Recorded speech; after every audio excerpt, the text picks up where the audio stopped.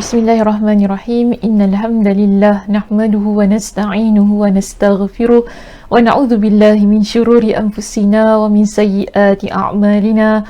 Man yahdihillahu fala mudhillalah wa man yudlilhu fala hadiyalah.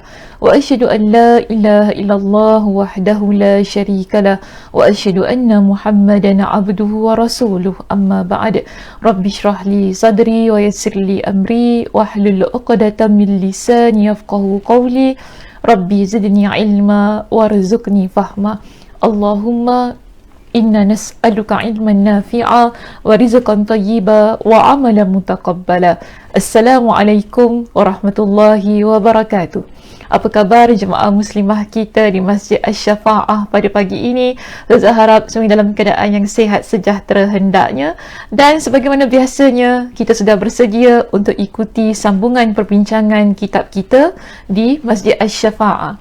Jadi pada pagi ini kita akan membincangkan hadis kita yang ke-19 ya. Hadis kita yang ke-19 terdapat di muka surat 161, yang mana akan mengetengahkan kepada kita dengan satu lagi hadis yang menceritakan ya tentang Nabi SAW mengajarkan doa, tapi doa bukan sebarang doa. Doa ini adalah disebut sebagai doa kesedihan, sebab doa ni ada macam-macam ya, ada pelbagai macam, ada tujuan-tujuannya yang tertentu, tapi ada doa yang umum jugalah ya. Namun di sini doanya dikhususkan untuk doa kesedihan.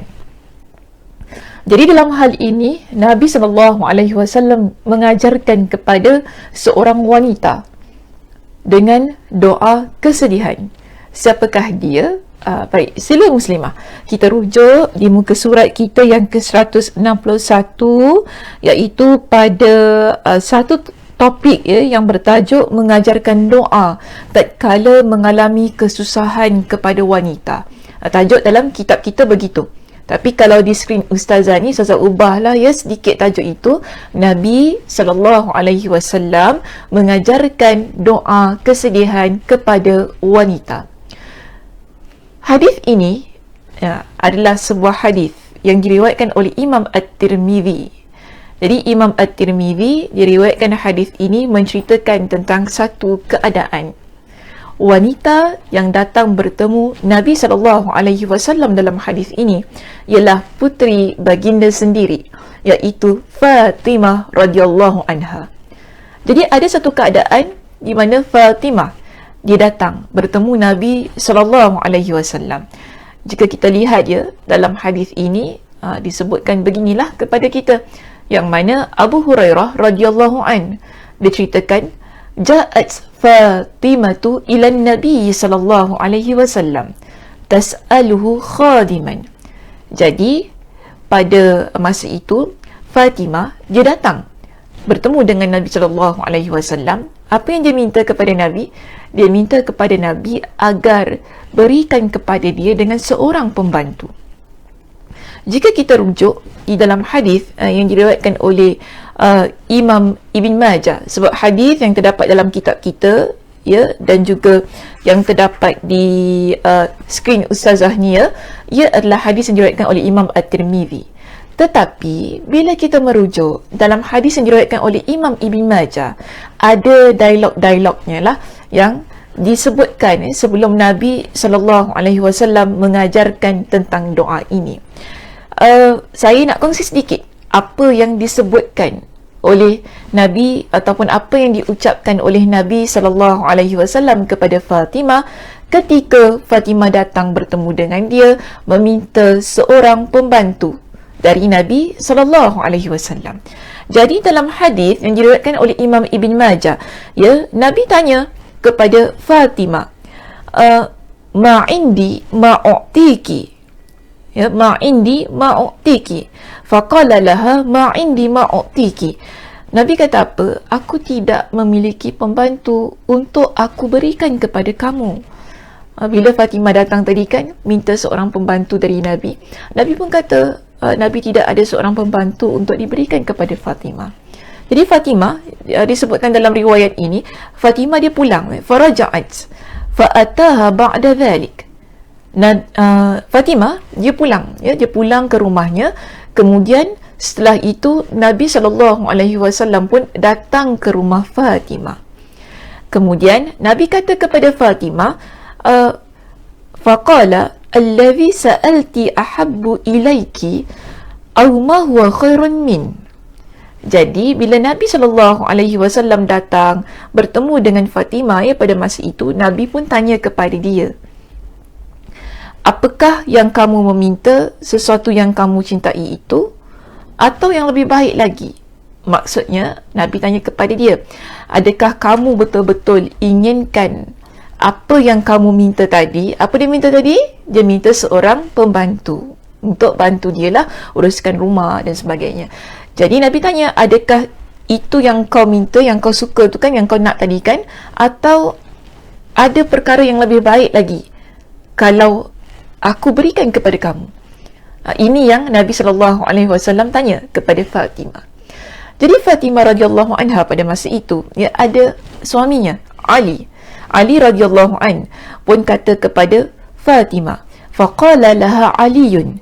Jadi pada masa itu Ali ada bersama dengan Fatimah. Jadi Ali kata kepada Fatimah, katakan tidak, namun yang lebih baik dari hal itu. Maknanya minta dari Nabi yang lebih baik daripada yang kamu inginkan, iaitu seorang pembantu rumah. Sebab tadi Nabi offer kan, nak pembantu rumah ataupun inginkan yang lebih baik daripada seorang pembantu rumah. Jadi Ali katakan kepada Fatimah, minta Nabi yang lebih baik daripada apa yang kamu minta tadi. Jadi Fatimah pun cakap sebagaimana yang diperintahkan oleh Ali radhiyallahu an. Maka inilah yang diajarkan oleh Nabi SAW kepada Fatimah. Bila Fatimah kata dia nak yang lebih baik daripada seorang pembantu rumah, Nabi SAW pun kata kepada dia, faqala laha quli. Nabi SAW pun kata kepada dia, ucapkanlah. Ini doa yang Nabi ajarkan kepada Fatimah. Panjang ya doanya. Panjang ke pendek doa itu? Dalam kitab kita ada ya, kalau rujuk di muka surat 161 itu, sehingga sambungannya di muka surat 162, ada doa ini dimuatkan. Jadi doanya panjang. Kalau kita lihat di situ, Nabi SAW ajarkan kepada Fatimah, Allahumma rabbas samawati sab'i wa rabbal arshil azim, Rabbana wa rabba kulli syai'in munzilat tawrati wal injili wal qur'an, faliqal habbi wan nawa, a'udhu bika min syarri kulli syai'in anta akhidhun binasiyatihi, antal awwalu falaysa qablaka syai'un wa antal akhiru falaysa ba'daka syai'un wa antal zahiru falaysa fawqaka syai'un wa antal batinu falaysa dunaka syai'un, iqdi anni dayna wa aghnini minal faqri wa aghnini minal faqri. Bagaimana muslimah? Boleh hafal doanya? Untuk diamalkan doa ini, Nabi ajarkan kepada Fatimah untuk sebagai pembantu diri dia, yang mana dia amat memerlukan pada masa itu. Dalam keadaan yang sukar, dalam keadaan yang mana dia amat memerlukan seorang pembantu, dalam keadaan yang mungkin dia tersepit pada masa itu, ada rasa jiwa yang runsing, pemikiran yang runsing, jiwa yang tak berapa tenang. Jadi Nabi SAW ajarkan kepada Fatimah sesuatu yang lebih baik yang Nabi miliki, iaitu doa untuk memberikan ketenangan kepada Fatimah, untuk memberikan satu, kita panggil alternatif lain, sebagai membantu dia dalam dia menguruskan pekerjaan hariannya. Biasa kita dengar kan, Nabi SAW ajarkan kepada Fatimah dengan zikir. Ada kan? Mungkin saya pun rasa saya ada juga. Saya tidak tahu adakah kuliah ini saya pernah bincangkan tentang hadisnya. Mungkin di tempat lain lah ya. Yang mana Nabi ajarkan kepada Fatimah. Ada juga satu kisah yang mana Fatimah dia datang ke rumah Nabi. Kemudian Nabi tidak ada. Lalu Aisyah beritahu kepada Nabi tentang kedatangan Fatimah. Jadi Nabi jumpa Fatimah dan Ali yang pada masa itu mereka berdua hendak tidur. Jadi Nabi datang kepada mereka berdua, lalu Nabi ajarkan dengan zikir, kan? Yang mana Nabi ajarkan kepada mereka dengan 33 kali untuk baca subhanallah, 33 kali baca alhamdulillah, dan 34 kali baca Allahu Akbar. Biasa kan? Kita dengar tentang zikir itu, tetapi ada lagi satu yang Nabi ajarkan, iaitu doa. Doa ini kepada Fatimah untuk dia amalkan bagi membantu dia menguruskan urusan hariannya yang mungkin sukar, yang mana dia rasa sedih, kena buat banyak perkara lah dalam hidup, tidak ada yang membantu. Jadi mudah-mudahan dengan apa yang Nabi ajarkan ini menjadi penguat kepada jiwa raga Fatimah untuk dia dapat meneruskan pekerjaannya dengan mudah. Begitulah keadaannya. Jadi di sini kita lihat Nabi SAW ajarkan doa ini. Ada juga dalam pelbagai riwayat yang menyebutkan bahawa ini adalah doa sebelum tidur. Tapi dalam riwayat yang kita tampilkan pada pagi ini ialah sebuah riwayat yang menunjukkan Nabi ajar juga kepada Fatimah doa yang sama tentang ketika dia datang minta pembantu itu tadi. Jadi ya, kalau kita lihat, saya juga telah letakkanlah ya dalam bentuk bahasa Melayunya lah. Mungkin ada yang tak dapat untuk baca dalam bahasa Arabnya, dan saya pun nak sebenarnya kita semua dapat menghafal, dapat mengamalkan doa ini. Doanya baik, Masya Allah, Tabarakallah. Semua doa-doa yang Nabi SAW ajarkan kepada kita adalah doa-doa yang baik, yang bagi saya seharusnya lah menjadi amalan kita, menjadi ucapan kita dalam kehidupan kita seharian.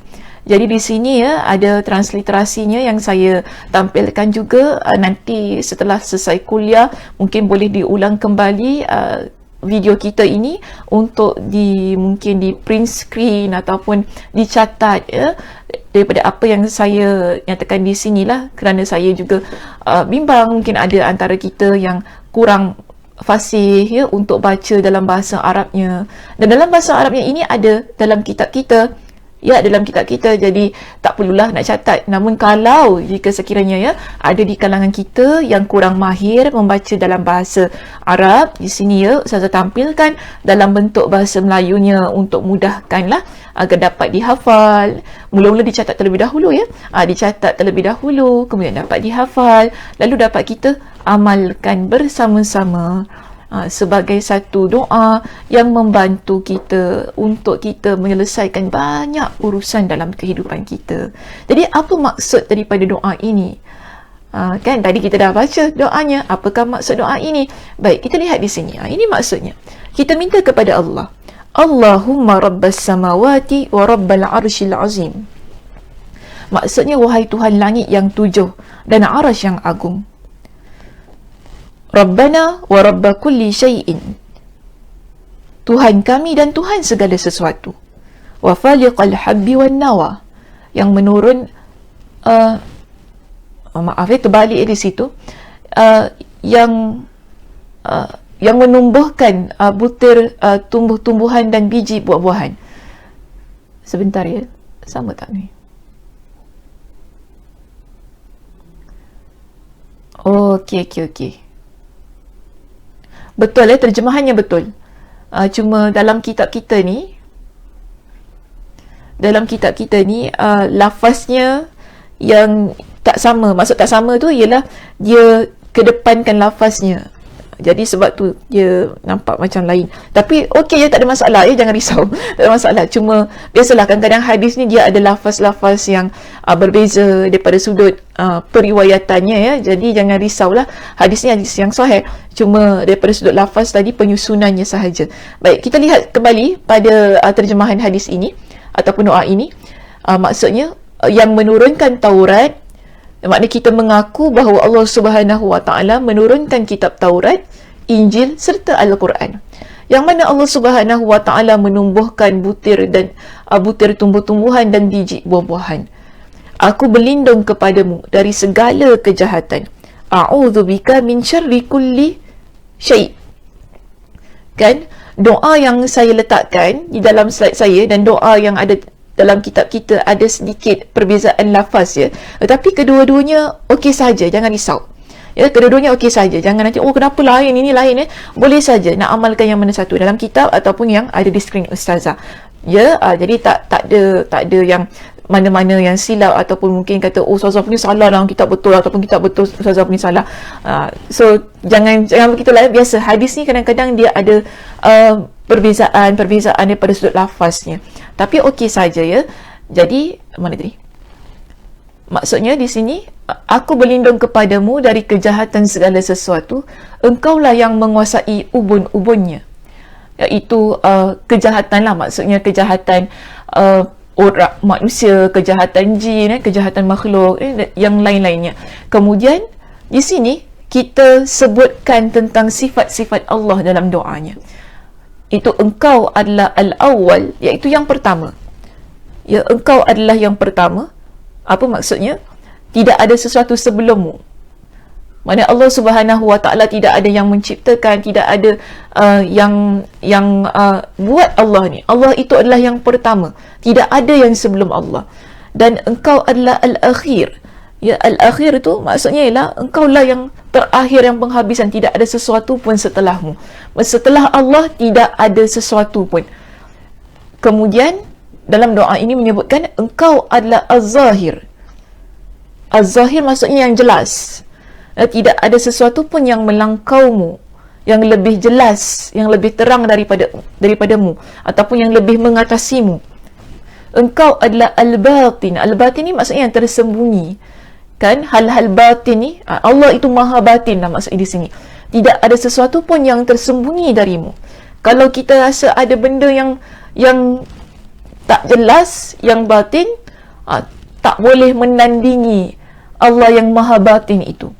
Jadi di akhir doa ini permintaannya apa? Lunaskanlah hutangku dan hindarkanlah aku dari kefakiran. Lindungilah aku daripada kemiskinan, kefakiran. Ini adalah isi kandungan doa yang Nabi SAW ajarkan kepada Fatimah itu tadi. Yang disebut sebagai doa kesedihan ataupun doa dalam keadaan kita sukar yang boleh kita baca, minta kepada Allah agar Allah bantu kita. Baik. Ini satu doa yang Nabi ajarkan kepada Fatimah. Ada doa lain yang pernah Nabi ajarkan kepada seorang sahabiat yang bernama Asma. Doa ini lebih pendek, lebih ringkas daripada doa yang baru kita bincangkan ini. Bagi saya, itu kalau tak hafal pun tak tahulah ya muslimah nak kata bagaimana. Jadi doa kesedihan ini yang paling pendek. Yang bagi saya, semua di antara kita bila baca, insya-Allah mudah untuk dihafal, mudah untuk diamalkan. Jadi di sini Nabi SAW pernah juga ajarkan kepada seorang sahabiat yang bernama Asma. Nabi kata kepada dia, nama dia Asma binti Umais.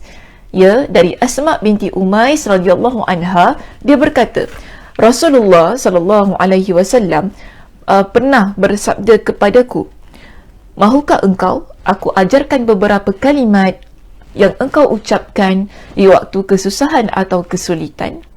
Di waktu engkau susah, engkau sedih, engkau ada apa-apa masalah yang boleh engkau baca dengan doa ini. Okay. Jadi Nabi pun ajarkan kepada dia dengan doa yang sebagaimana saya warnakan itu. Allahu Rabbi la usyriku bihi syai'a. Maksudnya, Allah. Allah adalah Tuhanku, aku tidak mempersekutukannya dengan sesuatu pun. Bagaimana? Ringkas tak doanya? Ringkas sekali. Boleh hafal? InsyaAllah boleh hafal doa ini. Kalau rasa-rasa doa yang Nabi SAW ajarkan kepada Fatimah itu tadi, panjangnya Ustazah, saya nak hafal tak terhafal-hafal Ustazah, saya catat pun tak selesai catat, panjang sangat. Ya, okeylah, tak apa, kita ada doa yang lain yang boleh kita amalkan dalam keadaan yang kita rasa kita sukar, kita susah, ada benda-benda yang menyebabkan hati kita ni rasa sedih dan sebagainya. Amalkan doa ini untuk kita panjatkan kepada Allah Subhanahu Wa Taala. Mudah-mudahan Allah Subhanahu Wa Taala membantu kita, memberikan kepada kita dengan jalan keluar terhadap setiap sesuatu masalah, kesukaran, kesulitan dan juga kesedihan-kesedihan yang kita sedang rasai dalam diri kita. Apa pengajaran yang boleh kita dapati daripada perbincangan hadis kita yang ke-19 pada pagi ini, Muslimah? Ada 3 perkara yang ingin saya bawakan. Ya, pertama, kita lihat begini. Untuk pengajaran yang pertama, sedih dan susah dalam hidup, ia adalah ujian dari Allah Subhanahu Wa Taala. Betul tak? Mesti cakap betul ni. Tak boleh kata tak betul lah.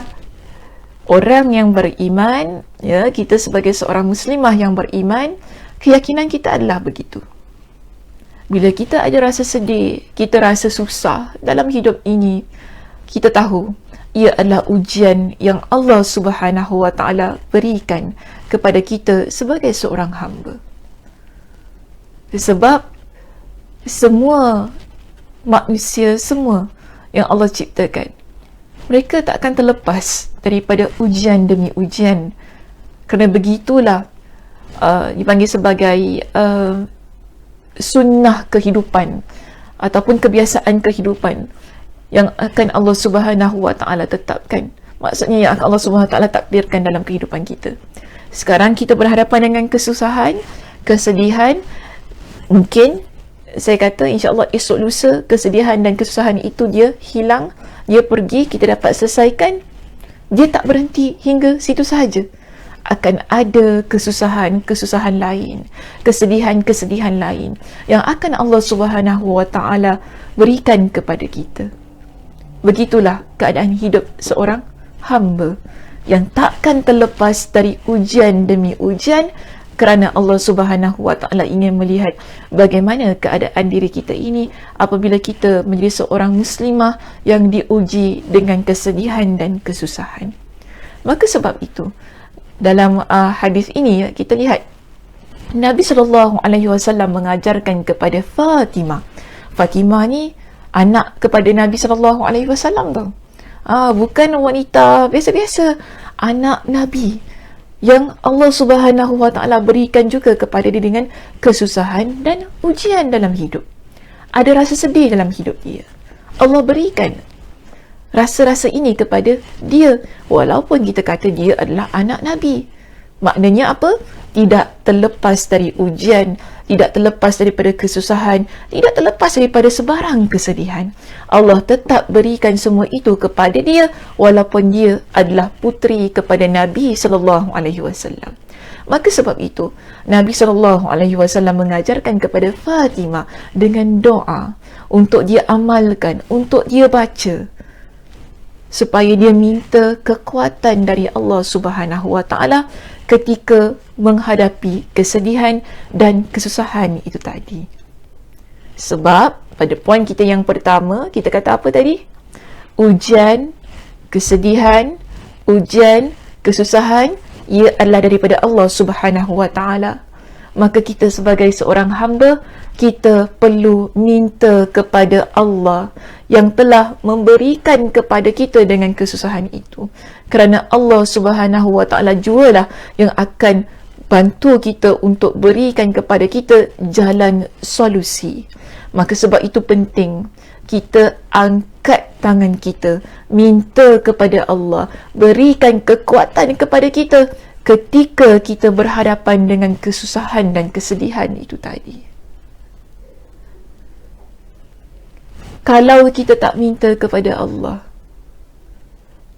makhluk yang ada di sekitar kita, iaitu manusia, mereka tak boleh bantu kita.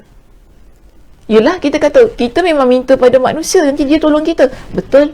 Tetapi kalau Allah tak izinkan, tak jadi juga, bukan? Sebab itu di sini penting, sebagai seorang muslimah yang beriman kepada Allah, kita minta kepada Allah untuk berikan kepada kita dengan kekuatan tadi, agar Allah Subhanahu Wa Taala pertemukan kita, kan, tunjukkan kepada kita bagaimana untuk kita selesaikan masalah itu. Itu sebabnya kita ada usaha, ya, kita nak usaha apa pun untuk keluarkan diri kita daripada kesedihan, untuk keluarkan kita daripada sebarang masalah itu tadi, kan. Kita minta kepada Allah terlebih dahulu. InsyaAllah Allah Subhanahu Wa Taala akan bantu, dan Allah Subhanahu Wa Taala akan tunjukkan kepada kita dengan jalan keluar. Sebab itu di sini manusia yang sentiasa mengangkat tangannya meminta kepada Allah, Allah Subhanahu Wa Taala sentiasa mendengar doa hamba-Nya. Sebab itu ada firman Allah, Allah kata apa? Ud'uni astajib lakum. Berdoalah kepada aku, maka akan aku perkenankan doa kalian. Bila kita doa kepada Allah dengan penuh keikhlasan, ya, kita minta kepada Allah agar tunjukkan kepada kita dengan jalan keluar, yang mana kita tahu tidak ada Tuhan melainkan Allah, tidak ada Tuhan yang akan bantu kita melainkan Allah di sini. Maka insya-Allah Allah Subhanahu Wa Taala akan tunjukkan kepada kita dengan satu jalan yang terbaik untuk kita berhadapan dengan kesusahan dan kesedihan itu. Jadi ini kita kata bagaimana, kan, letak kepentingan doa ketika kita berhadapan dengan kesedihan dan kesusahan. Mungkin ada antara kita kata doa bukan boleh selesaikan daripada masalah pun. Betul lah. Kalau kita hanya sekadar mengangkat tangan, minta kepada Allah tanpa usaha, memang dia tak ke mana. Tapi di sini, ya, sebagai seorang muslimah, mengapa kita mengangkat tangan minta kepada Allah? Ialah sebagai antara jalan, antara cara untuk kita beritahu pada Allah bahawa kita ini hamba yang amat memerlukan bantuan Allah ketika kita nak mencari jalan keluar daripada masalah kita dan juga kesedihan yang sedang kita hadapi. Moga-moga, ya, Allah bantu kita ketika kita berusaha untuk mengeluarkan diri kita daripada pelbagai macam masalah itu, yang mana kita tahu setiap apa yang Allah Subhanahu Wa Taala takdirkan, termasuklah jalan keluar, jalan penyelesaian daripada Allah, itulah yang terbaik. Sebab itu kita minta daripada Allah Subhanahu Wa Taala. Okey muslimah, itu sahaja perbincangan kita untuk pagi ini. Mudah-mudahan, ya, kita dapat amalkan doa yang baru kita bincangkan itu tadi. Pertama, ya, kita ada doa apa tadi? Doa yang Nabi SAW ajarkan kepada Fatimah, yang mana saya rasa ramai antara kita yang jarang, ya, dengar tentang doa itu. Jadi saya harap, ya, dapat dicatat, kemudian dapat dibaca, dihafal, lalu kita amalkan dalam kehidupan kita. Begitu juga dengan doa yang paling ringkas, paling pendek itu tadi, yang Nabi ajarkan kepada salah seorang sahabiat yang bernama Asma binti Umais, yang mana Nabi katakan kepada dia, itu adalah kalimat yang diucapkan oleh seseorang ketika dia dalam keadaan yang sukar, susah, sedih, dan dalam keadaan yang benar-benar mengharapkan bantuan dari Allah Subhanahu Wa Taala. Baik, kita jumpa pada minggu hadapan di masa yang sama, di tempat yang sama. Saya tutup dengan tasbih kafarah. Subhanakallahumma wa bihamdika asyhadu an la ilaha illa anta astaghfiruka wa atubu ilaik. Assalamualaikum warahmatullahi wabarakatuh.